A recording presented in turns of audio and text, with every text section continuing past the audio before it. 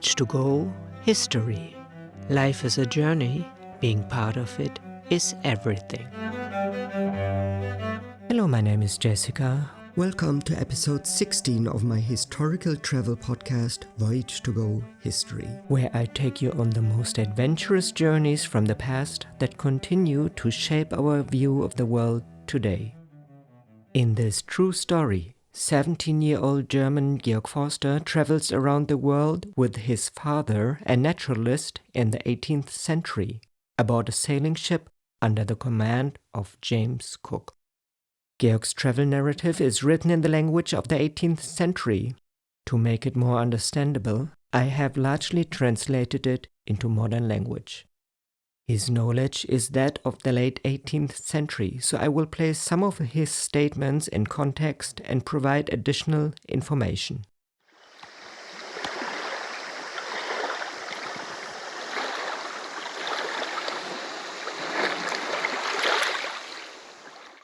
What happened in the last episode? In the last episode, the crew of the Resolution experienced a dramatic farewell to Dusky Bay. While some officers successfully climbed one of the highest mountains in the area and signaled their achievement with a blazing fire on St. George's Day, Georg was confined to the ship with illness caused by verdigris in the cookware. By evening, he was well enough to join his companions and return with new botanical finds. Meanwhile, the summit fire had grown into a ring of flames, casting a striking glow across the wilderness. The next day, they released 5 geese into what they called Goose Bay, hoping to introduce the species to New Zealand. But soon, the long stretch of good weather ended, replaced by heavy rains. As the bay turned inhospitable, they moved their camp back aboard and dismantled the temporary settlement, leaving almost no trace of their 6-week stay except for one bare patch of land. Despite the unforgiving climate, this remote corner of the world had briefly been transformed into a center of science and art.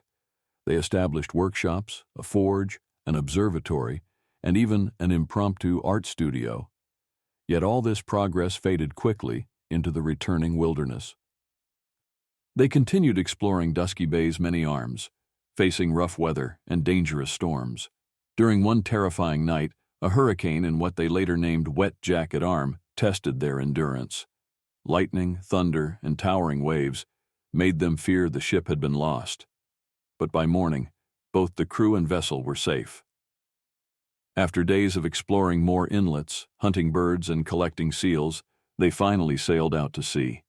Though Dusky Bay had proved cold, damp, and rugged, it offered rich natural resources, scientific opportunities, and, above all, a safe refuge.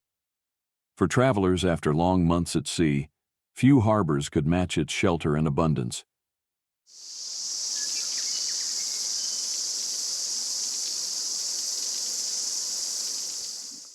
May 1773, Dusky Bay, New Zealand. As soon as the boat returned with the seals, they sailed northward, through high waves rolling in from the southwest, accompanied by flocks of sooty albatrosses and blue petrels. The farther they followed the coast, the lower the mountains seemed to become. Within the first 24 hours, the thermometer had already risen by 7.5 degrees. When they left Dusky Bay, it had stood at 46 degrees, and by 8 a.m. the next morning, it had reached 53.5 degrees. In the area of Cape Foul Wind, near which they found themselves on the 14th, the favorable wind ceased and turned completely against them, almost as if to justify the Cape's ominous name. On the 16th, it stormed the entire day, and during that time they lay idle, close under Rock's Point. At 4 a.m. the following morning, they sailed eastward with a good wind, and by 8 o'clock were directly opposite Cape Farewell. Along the coast, the land appeared flat and sandy, but further inland, tall mountains with snow-covered peaks rose up. Flocks of little diving petrels fluttered or floated on the sea and dived with remarkable speed across long distances underwater. They seemed to be of the same kind that had been seen on January 29th and February 8th, when the expedition was searching for the Kerguelen Islands at 48 degrees south latitude.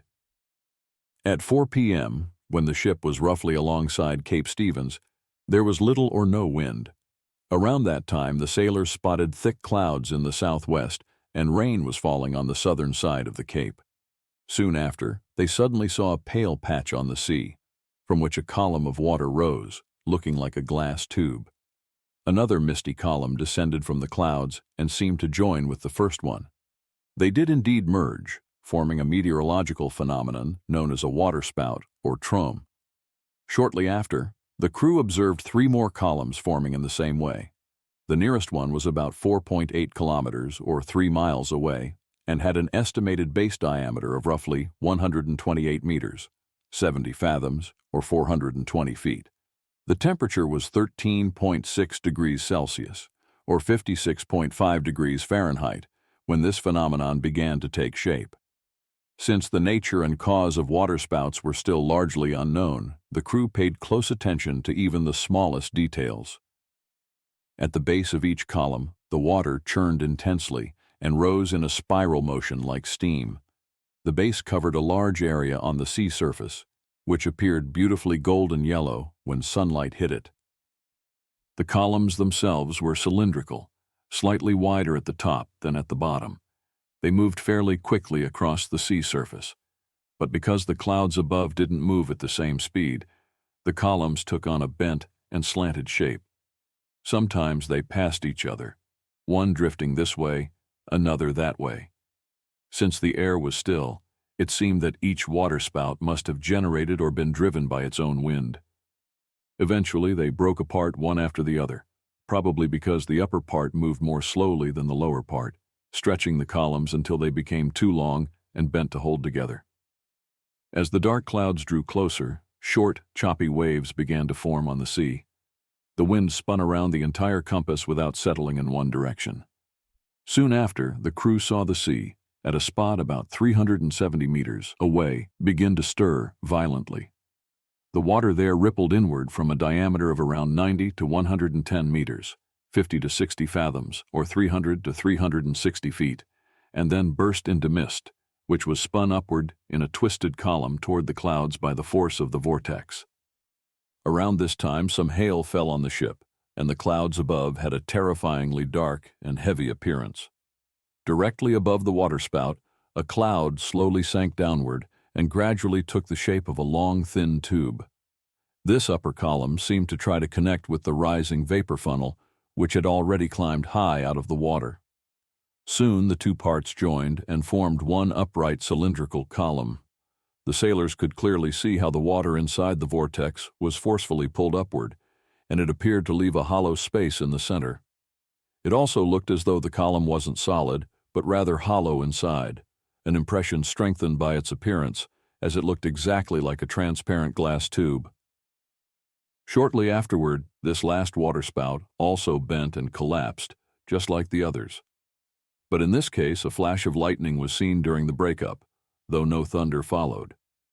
During the entire event, the ship's crew found themselves in an extremely dangerous and unsettling situation. The terrifying majesty of a phenomenon that linked sea and sky left even the oldest sailors shaken. They didn't know what action to take. Although most of them had seen such water columns from a distance before, they had never been so completely surrounded by them. Each one had terrifying stories to share about the destruction such spouts could cause when they passed over or broke against a ship. Everyone expected the worst. The crew took down the topgallant sails. Still, it was generally agreed that this would hardly protect them. If they got caught in the vortex, the masts and spars would likely be lost. Some believed that cannon fire could disrupt these columns due to the shock waves it created in the air. So, an order was given to prepare a 4-pounder cannon. But as usual, the crew took a long time to get it ready, and by the time they had, the danger had already passed, and the opportunity to try the experiment was gone. To what extent electricity could be considered a cause of this phenomenon, they couldn't determine with certainty. However, it seemed likely that electricity played at least some role, as suggested by the flash of lightning clearly seen when the final waterspout burst. From the formation of the first column to the disappearance of the last, 45 minutes had passed. When the final one appeared at 5 p.m., the thermometer read 54 degrees Celsius, or 129 degrees Fahrenheit, which was 2.5 degrees Celsius or 4.5 degrees Fahrenheit, lower than at the beginning. At their location, the sea was 36 fathoms, 66 meters or 216 feet, deep, and the surroundings resembled other areas where such waterspouts had previously been observed, namely a kind of sea strait or narrow passage. Dr. Shaw and Thevenot had reported similar occurrences in the Mediterranean and Persian seas. Waterspouts were also common near the West Indies, in the Strait of Malacca, and in the Chinese Sea. As much as the observers would have liked to make unique discoveries about this phenomenon, they had no such luck. Nevertheless, their observations at least helped confirm what others had already reported, and which Dr. Benjamin Franklin had described in detail. His clever hypothesis that whirlwinds and waterspouts share the same origin was in no way contradicted by their experience. During James Cook's second voyage around the world aboard the HMS Resolution, the ship encountered several waterspouts off the coast of New Zealand. Spectacular and mysterious weather phenomena that left the crew both impressed and uneasy. Waterspouts are rotating columns of air and water mist that form over bodies of water. They are essentially tornadoes at sea and arise when cold air moves over warmer water, causing instability in the atmosphere. This can lead to a rapid formation of tall cumulonimbus clouds, from which a vortex may descend and form a funnel that touches the sea surface. The sharp contrast between the air masses of the Southern Ocean and the relatively warmer coastal waters of New Zealand created ideal conditions for these storms during Cook's voyage. In the 18th century, however, the scientific understanding of waterspouts was still limited. Natural philosophers speculated about their origin, with some believing they were caused by bursts of heat drawing water upwards, while others thought strong winds spinning down from the storm clouds created the funnels. It was also unclear whether waterspouts actually drew up seawater or were made entirely of condensed vapor. These early explanations reflected both curiosity and fear. Without modern meteorology, waterspouts remained one of the many untamed forces of nature that explorers like Cook had to confront, an awe-inspiring reminder of the dangers that lurked in the uncharted southern seas. The following morning at 5 a.m., they reached the entrance of Queen Charlotte Sound, and by 7 a.m., flashes of light could be seen from the southern tip of Motu Aro. According to Captain Cook's previous travel report, a hippah, or fortified village, was located there. They immediately suspected that these signals came from Europeans, most likely their friends aboard the Adventure. Captain Cook ordered a few 4-pounder cannons to be fired, and to their delight, the shots were quickly answered from Ship Cove, opposite the island. Around noon, they were able to see their old travel companion already at anchor. Soon afterward, several officers came out to greet them, bringing a gift of fresh fish and news of what had happened to them since the separation. In the afternoon, the wind died down, so they had to be towed into the cove, and didn't drop anchor until about 7 p.m. Meanwhile, Captain Furneaux also came aboard, and to express his joy at their reunion, he had 13 cannon shots fired from his ship, which the Resolution's crew happily returned. Anyone who's ever been in similar circumstances could imagine their shared excitement, especially since both crews had more than enough reason to celebrate, remembering all the dangers they had faced separately during their voyages, but from which they had, under divine protection, safely escaped. The Adventure, after losing sight of the Resolution, had sailed north between 50 and 54 degrees south latitude and continually faced strong westerly storms. On February 28th, when she was roughly at 122 degrees west longitude from Greenwich, Captain Furneaux decided to gradually make his way toward Van Diemen's Land, the southern tip of New Holland, discovered by Abel Janszoon Tasman in November 1642. In 1773, Van Diemen's Land and New Holland were the common European names for what we now know as Tasmania and mainland Australia. Van Diemen's Land was named by the Dutch explorer Abel Tasman in 1642 after Anthony van Diemen, the Governor-General of the Dutch East Indies. Tasman had sighted the island during his voyages, but at the time it was unclear whether it was an island or part of the mainland. Even by the time of Cook's second voyage, many maps still depicted it as a peninsula. The region remained largely unexplored, with only its coast known to European navigators.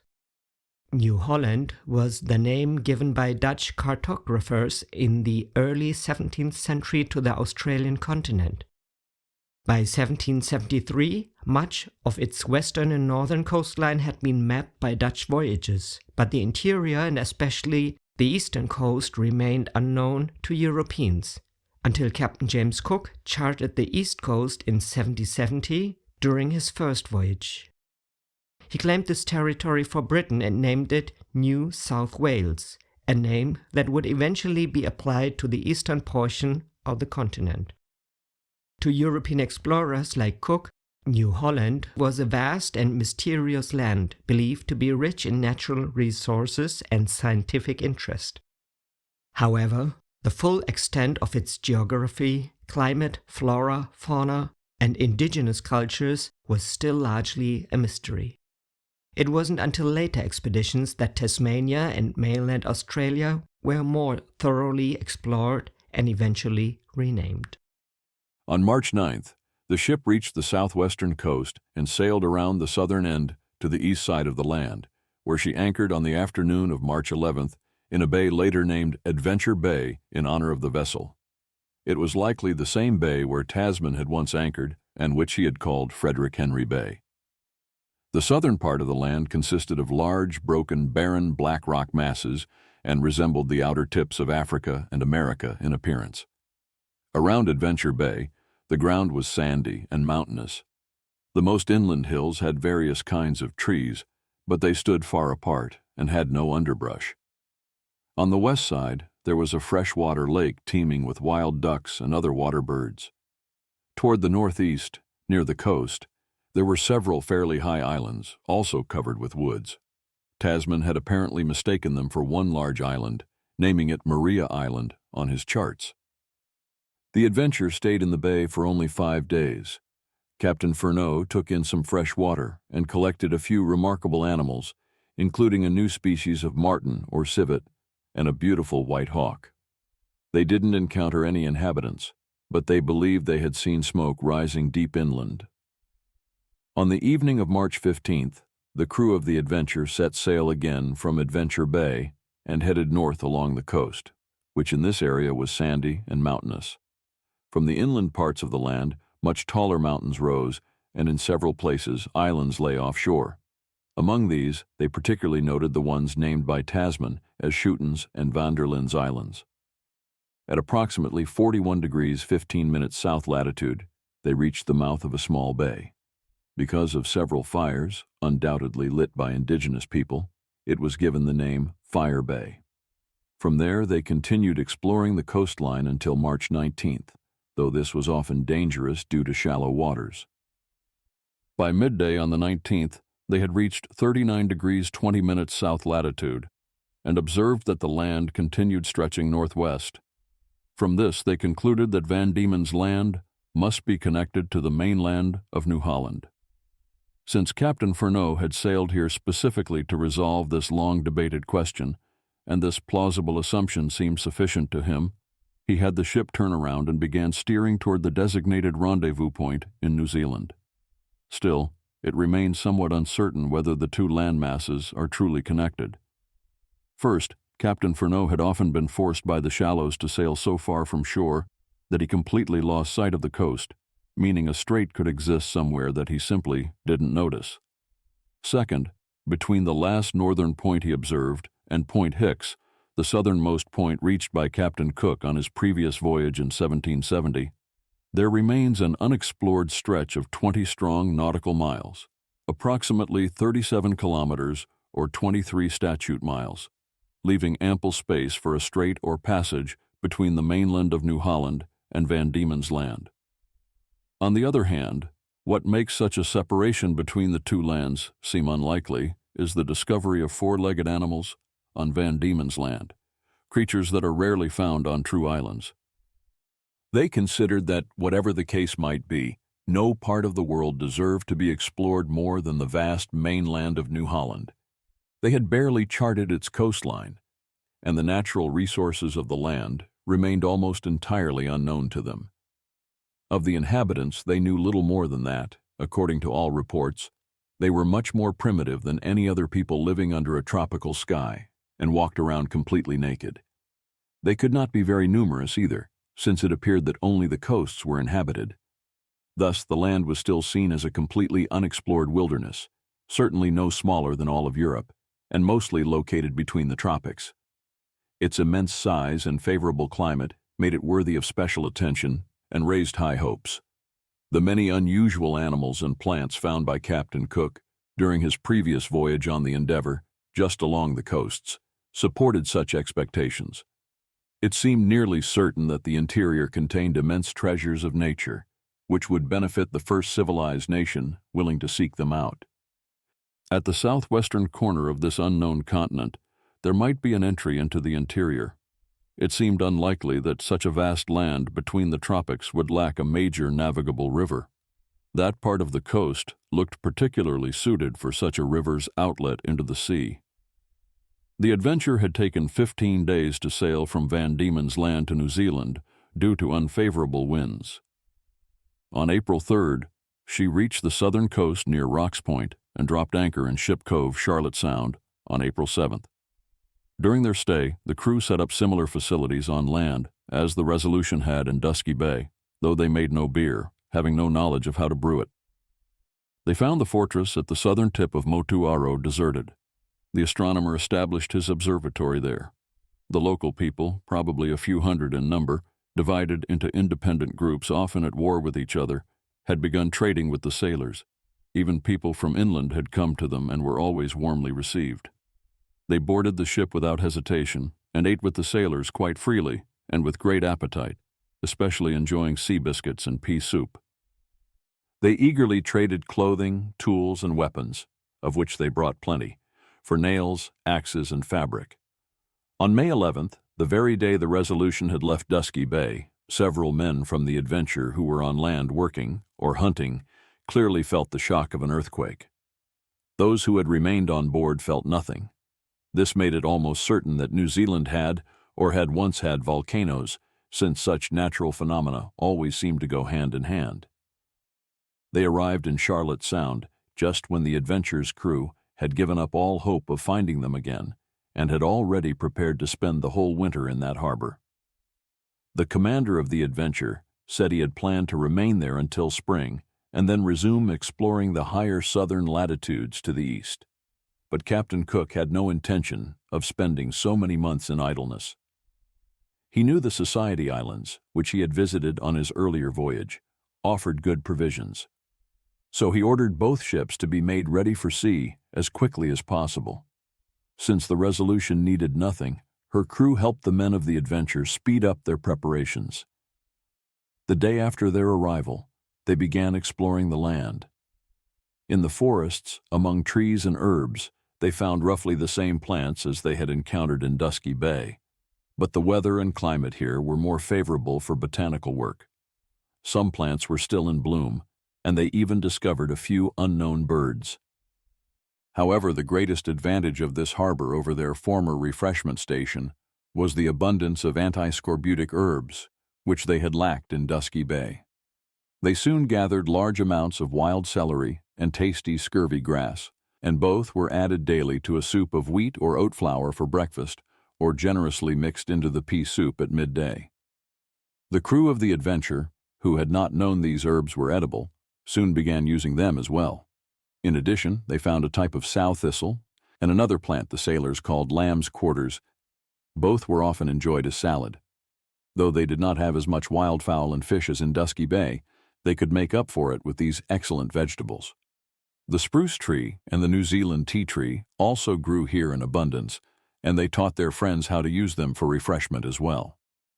The next day, they went to the hippah or fortress of the natives, where Mr. Bailey, the astronomer of the adventure, had set up his observatory.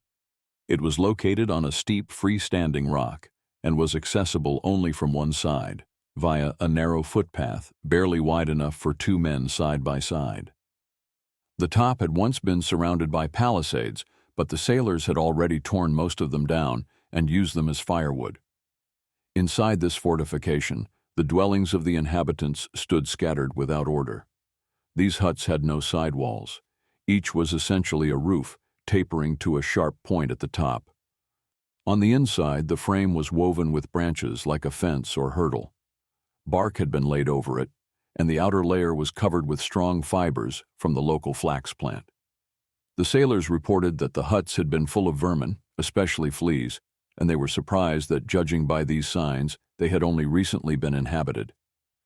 Georg believed these fortified places served as temporary shelters, used only during times of danger, such as when enemies approached. Among the vermin were also rats, which the crew encountered on this hippah in such numbers that, to reduce them, they dug large pots into the ground, which caught many of the animals overnight. Given their numbers, the rats must have either been native to New Zealand or arrived well before the land was discovered by Europeans. Captain Furneaux showed them some patches of land on the rock that he had dug up and sown with garden vegetables. The crops grew so well that they often had lettuce and other European greens on their table, even though it was already deep into winter here. This convenience was thanks to the climate, which was much better than in Dusky Bay, and so mild that, despite the nearby snow-covered mountains, it rarely froze in Charlotte Sound. At least, they never experienced frost during their stay, which lasted until June 6th, equivalent to December in the Northern Hemisphere.